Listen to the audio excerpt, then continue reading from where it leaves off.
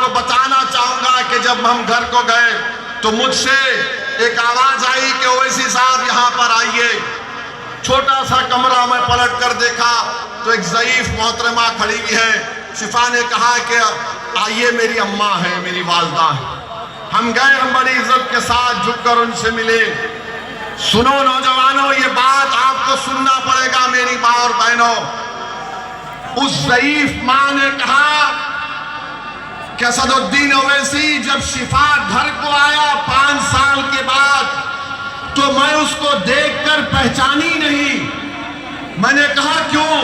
کہا میرے بچے کی داڑھی وائٹ ہو گئی، میرے بچے کی داڑھی وائٹ ہو گئی۔ اور ماں کے آنکھ میں آنسو آ گئے، اور اس ماں نے مجھ سے کہا، میرا ہاتھ پکڑ کر کہا کہ مجھ سے وعدہ کرو کہ میں اس دنیا میں چند دنوں کی مہمان ہوں، میں اس دنیا سے چلے جانے سے پہلے شفا میرے پاس آ جائے۔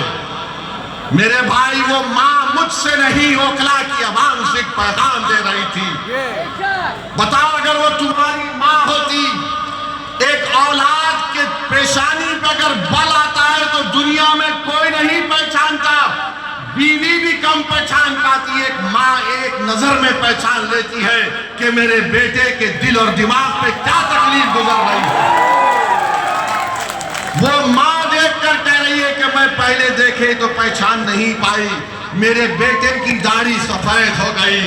میرے بھائی، جس نے ہمارے بھائی کو، جس نے ہماری ماں کو رلایا، تم ایک مرتبہ 5 تاریخ کو اپنے اتحاد کی طاقت اور قوت پر شفا کو کامیاب کرو۔ میں تم سے وعدہ کر رہا ہوں، 50 سال تک ہم ان کو رلائیں گے جنہوں نے ہم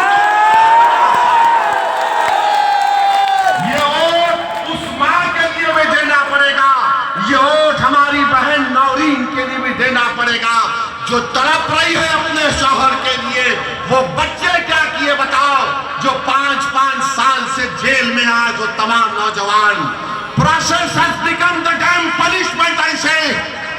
میرے بھائی، یہ پیغام دینا پڑے گا، ان حکومتوں کو پیغام دینا پڑے گا جنہوں نے اس گندے قانون میں ہمارے بیٹے اور ہمارے بھائیوں کو جیل میں ڈال دیا۔ بتائیے، کوئی انسانیت ہے کہ 5 سال تک بیل